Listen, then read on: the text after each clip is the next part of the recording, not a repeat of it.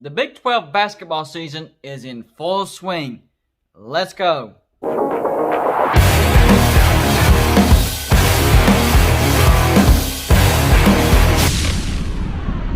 What's going on, everybody? It's me again, Golden Blue Dude, and if you haven't already, go ahead and hit the like and subscribe button. Now, usually I do college football videos every day, but this one's going to be a college basketball video because it's starting to go into that transition. So, whether you agree with me, want to talk trash with me, or talk trash to me, you're going to enjoy this channel. So, the start of the Big 12 basketball section of the season has gotten underway. So, I wanted to talk about the teams and maybe the projected finishes that I see happening as far as who's going to finish first and who's going to finish last. There's three tiers. There's going to be the upper tier, the middle tier, and the lower tier.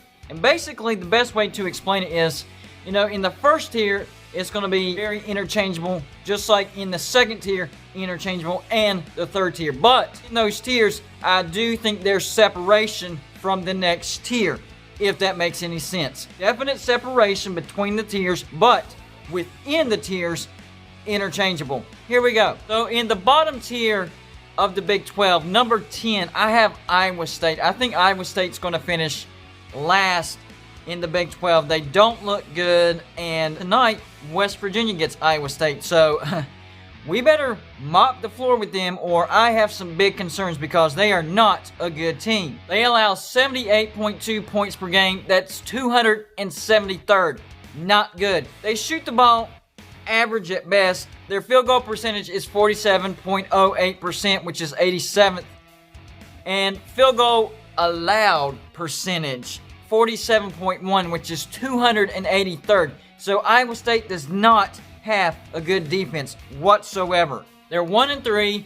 They have a win against Arkansas, Pine Bluff, 80-63, and their three losses were to San Diego State, who West Virginia beat, by the way. At number 3, Iowa, they got blistered 105-77, and then recently against Kansas State. Combined record of teams that they've played, 15-14. So they've played some average teams, and they look bad. That's why I have Iowa State at number 10. Number 9, Kansas State. Now, right now, they're a little higher in the Big 12 because they did beat Iowa State, but Iowa State's really bad.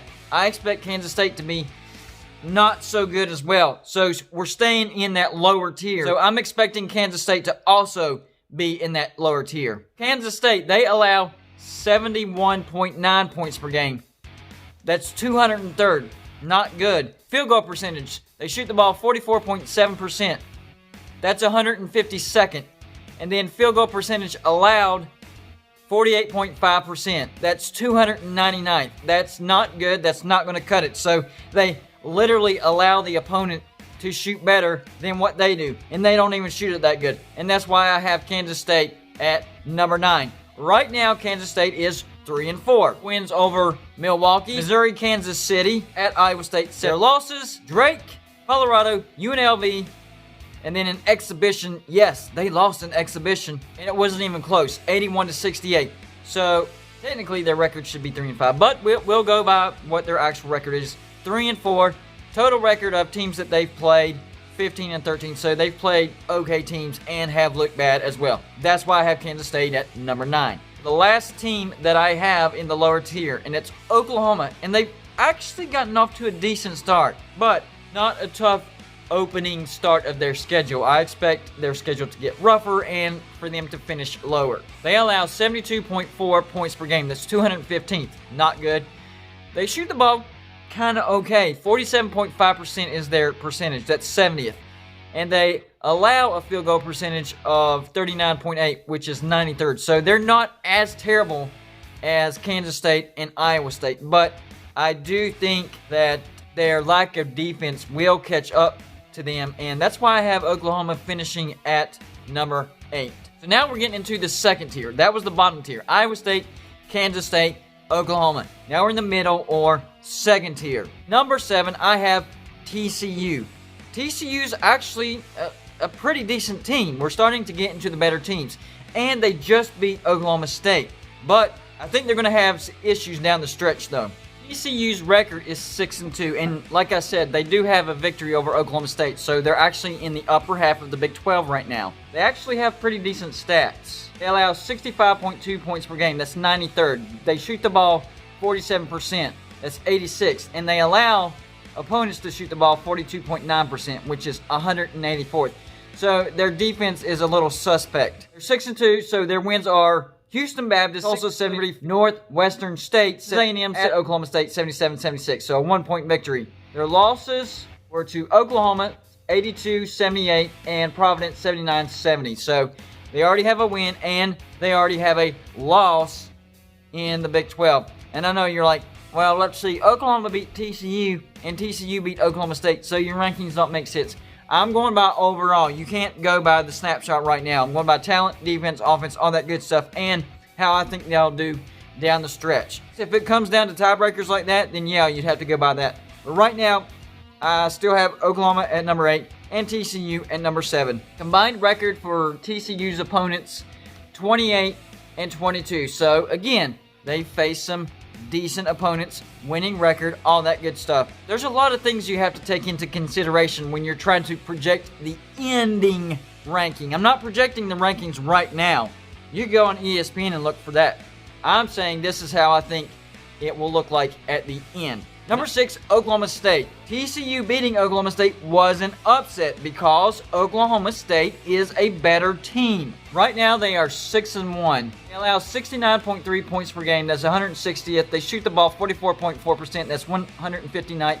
And they allow their opponent to shoot the ball 40.1%, which is 100. So, not great stats, but they have some very talented players. Their wins include Oakland, at Oral Roberts, at Wichita State, at UT Arlington, Texas Southern, and at Marquette. And then, of course, their only loss was to TCU by 1 point, and it was an upset. So, I'm sticking to my guns for right now and putting Oklahoma State at number 6 above TCU, who's number 7, above Oklahoma, who's number 8, even though if you go by who's beating who, it wouldn't be in that order. But I'm sticking to it. Number 5, Texas. I think Texas is a pretty good team, but there's a lot of competition at the top of this league this year. Right now, Texas is number 11 in the nation. Their record is 6-1. They got wins over Rio Grande Valley, Davidson, Indiana, North Carolina. At the time, they were ranked number 14. Texas State, Sam Houston State, and their only loss was to number 12 at the time, Villanova, 68-64. So a close loss. They allow 60.9 points per game. That's 11th in the nation. They have a good defense. They shoot the ball 45.2%. That's 134th. And they allow opponents to shoot the ball 37%, which is 35th. That's really good. Texas has a good defense. They could work their way up into the upper echelon. So the total record for Texas opponents is 29-17. So they've actually played good teams as well. So Texas is right on that line of being in the upper echelon. Just because I have them at number 5 doesn't mean I don't think that they're going to be good. I just think there's a lot of great teams at the top, and that's where I put Texas at for now. Number 4, projected finish in the Big 12, Texas Tech. Right now, Texas Tech is ranked number 14. They allow 52.4 points per game. That's 5th in the nation. So they have a great defense. And they allow their opponents to shoot the ball 36%. That's 20th. They don't have a good offense, though. And that's what could bite them in the rear end. But they have a great defense, a top 10 in the nation. And that's why I have Texas Tech above Texas. Right now, they're 6-2 with wins over Northwestern State, Sam Houston State, Troy, Grambling State, Abilene Christian, A&M, Corpus Christi. And their 2 losses were to top 10 teams. At the time, it was number 17 Houston. Now Houston is number 6, and they lost by 9 points. And then, of course, they lost to number 5 Kansas by 1 point. So combined record of their opponents, 5 games over 500. That's pretty good. Number 3, this one might surprise you. Kansas. Yes, I have Kansas. Right now, they're number 5 in the nation. They are a top 5 team. They are 7-1. Their wins over St. Joseph's, number 20 Kentucky at the time by 3 points, but Kentucky is not even ranked. They're bad. Washburn, North Dakota State, Omaha, and then the latest win at Texas Tech by 1 point. That was a pretty good win. And then their only loss was to Gonzaga by 12 points. They allow 66.2 points per game. That's 113th. Not good. They shoot the ball 44%, which is 177th. That's not horrific.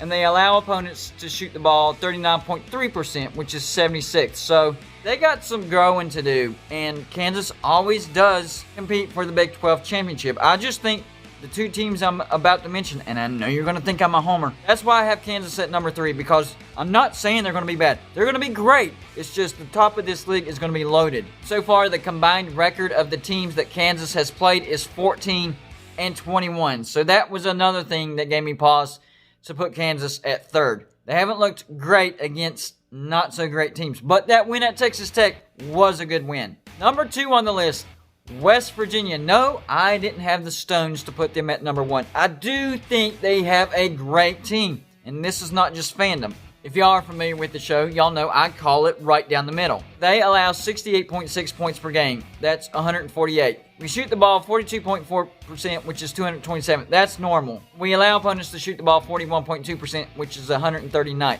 So our defense does need to get better. But we've looked good against our opponents, with wins over South Dakota State, VCU, Western Kentucky, Georgetown, North Texas, and number 19 at the time, Richmond. And our only loss was to Gonzaga by 5 points.